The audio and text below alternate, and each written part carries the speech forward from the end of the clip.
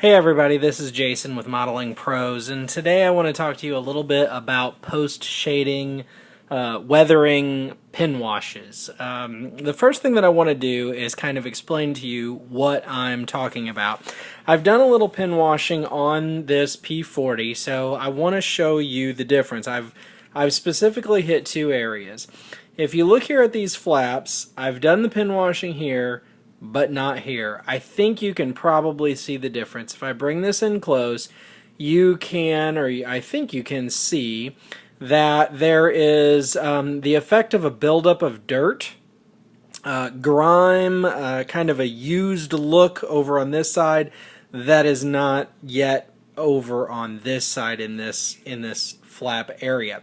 The other place that I've done it is here on the tail fin. So if you look here, I'm hoping that you can see that on this side the panel lines and the rivets are darker than they are on this side.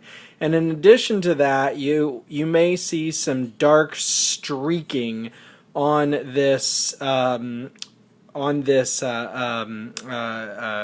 I'm sorry, I'm losing my mind here, on this stabilizer that you don't see over on this side. So what I want to do is show you what this is all about. Okay, so what I used to accomplish this is a pin wash that I made myself. So I'm going to show you how I did that. You can see here I've got this bottle that I labeled sludge wash. Okay, this is the stuff that I used to make this happen. Now, I made this, and I'm going to show you how I made it. All right.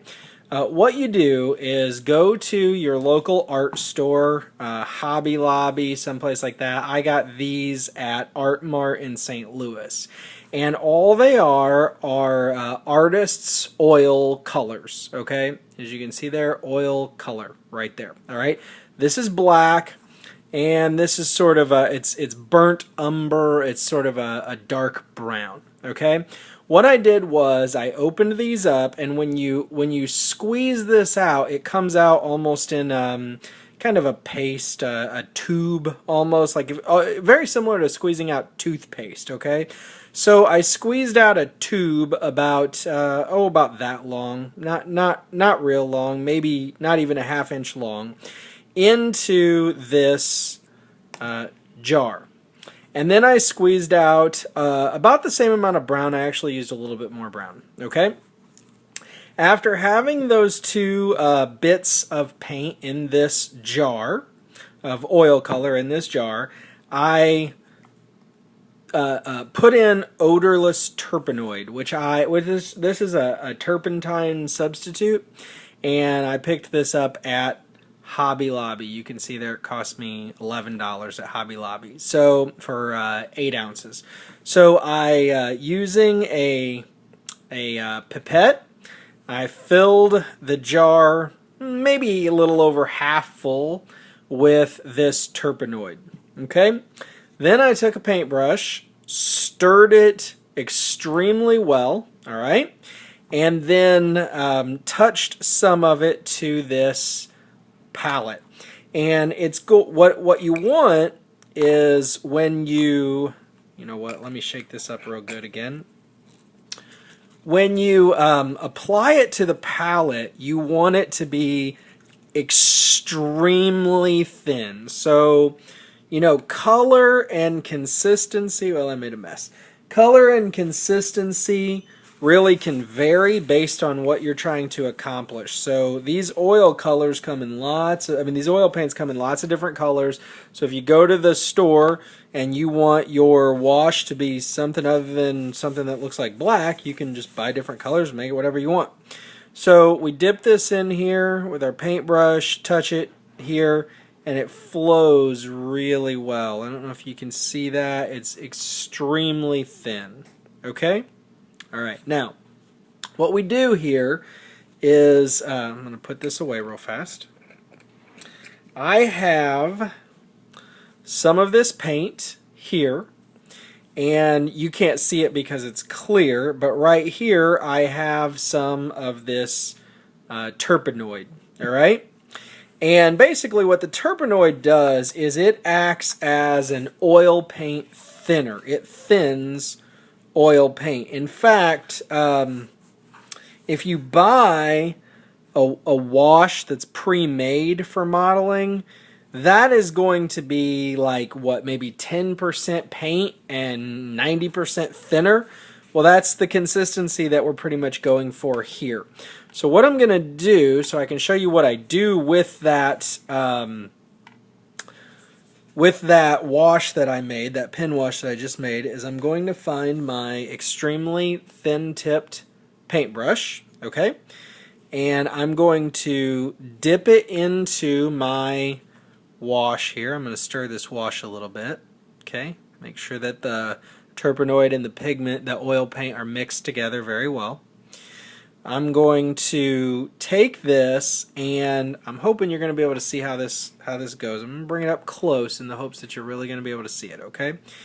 If I just touch this to these panel lines, it fills in the panel lines on its own. Did you see how that flowed? Hopefully you can see that. So I just get myself a little bit of paint here, okay?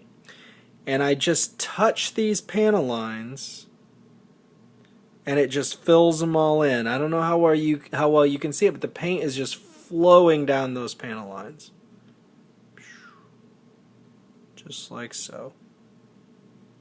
Now you could get really fine with the brush and try not to leave behind those spots that you're seeing there, but truly those spots are not a problem.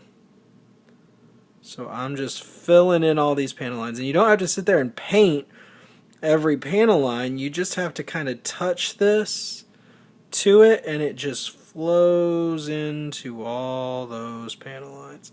And I'm also going to go over these rivets too, because I personally, you wouldn't have to do this, but I personally want all these rivets to get filled in as well. So I'm just going to kind of paint a streak across here so that I can make sure that I hit every one of those rivets.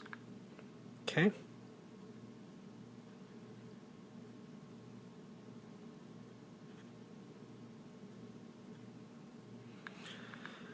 So I'm making sure that they're all getting nice and dark. I want all my rivets, all my panel lines to be filled in with this wash here.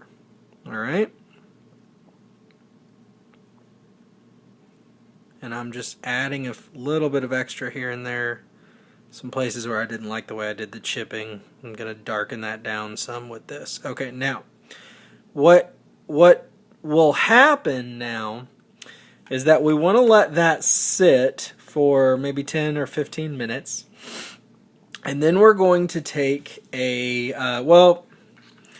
okay, on the other side I did this in two different ways, and I kind of liked one way better than the other. You can use a Q-tip and dip it into your Turpenoid, and then get most of it off by rolling it on a paper towel like that, and then just wipe it off, okay? Or I actually did it some with by just tearing off a bit of a paper towel and dipping it into the Turpenoid and wiping it that way, and I actually found that I almost like that effect. I almost like that result better. So after 10 or 15 minutes, now I'm not going to let all this sit for 10 or 15 minutes because I want to show you here, but I'm going to dip a little bit of this paper towel here into this Turpenoid, and then I'm just going to kind of dab it here to get it so it's not soaked, and then I'm just going to kind of wipe over this. And what happens is the stuff that's on the raised surface gets wiped away, and the stuff that's down in the panel lines stays. Now in this case I'm pulling out some of what's in the panel line, which I really don't want to do. Actually it stayed in pretty good. Because I'm wiping it much sooner than I really should. I really ought to wait 10 or 15 minutes, but I want you guys to see the effect, and I don't really want to pause this and try to mesh together two videos. So actually, even without the waiting, this is actually turning out pretty good. So maybe, you do what you think. But the other thing is, about this is you remember that as I dabbed the paintbrush, it left little globs along the way. Well, as you kind of wipe over this, those globs turn into streaks, which would not be uncommon. This plane flying regularly is going to get dirty and leave some streaks. But it's why you always, when you're wiping this stuff away, you want to wipe in the direction of flow. That way you get the effect of the streaking going in the direction that the plane flies. You wouldn't expect streaks going sideways on there when the plane flies, you know, this way. You expect the streaks to be going back and forth, all right? And so when that dries, it's going to leave a streaking effect behind, and also all of those rivets, all of those panel lines are filled in with black, okay? Now, a couple things that are really important for you to know. Going into all of this, getting back into modeling and getting much more serious about trying to increase the quality of my models, I really did not know a lot about paint. I'm learning a whole lot about paint. There are acrylic paints, there are enamel paints, there are oil paints, so on and so forth. And actually, I think enamels may be oil-based. I'm not real sure. I'm still kind of learning. Okay? But here's what I have found out. When you're doing something like this, you want to vary the medium. So this was covered in Johnson's Floor Wax, which is an acrylic clear coat. There are acrylic thinners. There are thinners made specifically for thinning and stripping acrylic. The application that I just put on, that I just showed you, is oil-based. And the Turpenoid, or paint thinners, will remove, non-acrylic thinners, enamel thinners, oil thinners, will remove the oil paint without usually damaging the acrylic clear coat. If you try to put acrylic washes, whether you make your own or whether you go out and buy an acrylic wash, over an acrylic paint or an acrylic clear coat, it's not going to work. It's not going to work very well, or it may not work at all, really. If I were to put, let's say I were to paint this model in enamel paint and not clear coat it with an acrylic clear coat, and then I were to put these oil washes on here and try to clean it with this Turpenoid will remove enamel paint as well like it does this oil paint. And like I said, I think enamels might be oil-based. I'm not sure. I'm still learning. So I would make a mess. I would really mess up my model when I'm trying to wipe away the excess oil wash. I'm going to take off the acrylic paint as well. So make sure that if you're going to use a paint that you remove with thinner or Turpenoid, that you put that paint or that wash over an acrylic surface and vice versa. I did not know that on the previous model that I used, and I tried an acrylic wash directly on an acrylic surface, and when I went to take it off, it was a big nightmare. I was able to salvage it, but I didn't understand what I had done wrong, and since then I've learned. Earlier today, I tried using this Tester's enamel stain, that's a concrete stain on the tires for this plane to make it look like they had been driven, you know, that they had gotten concrete left behind, little concrete dust left behind on them. And so I did something wrong. I don't know what I did wrong. I'm going to keep playing with it until I figure it out. I think I just didn't put enough acrylic clear coat on the tire. But anyway, I messed it up. The point is, you're working with different mediums. They respond differently to different thinners. They respond differently to different chemicals. So before you just go buy something, start applying it, start messing with it, make sure that you understand to some extent what you're doing.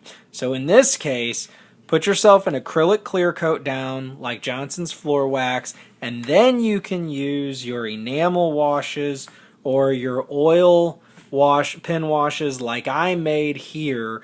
And when you go to clean it up with your Turpenoid, you shouldn't damage the previous paintwork that you've done because it's all sealed in with a nice acrylic clear coat.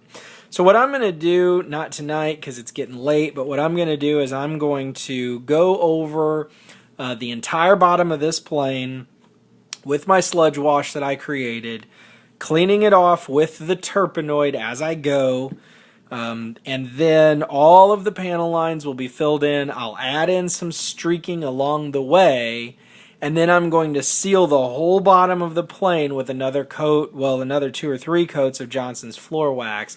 And then I'll do the top side the exact same way. Of course, on the top you won't see the wash as much because it's a dark black-brown wash going on a dark green surface, but it will still show some. You can use like a gray wash on a dark surface like this because the gray will show up in the panel lines better. That's something you probably want to do on black. Not sure about on this green. I'm not going to do that. I'm going to use the same sludge wash on the whole model that I made using the ivory black and the burnt umber. Anyway, I hope that was informational to you guys. Remember, I'm still learning. I haven't mastered any of this, but I'm just kind of showing you what I'm doing along the way, and I hope you like it. If you have any comments, feedback, ideas, advice, please feel free to comment. I'd love to know what you think. Have a great day, and thanks for watching.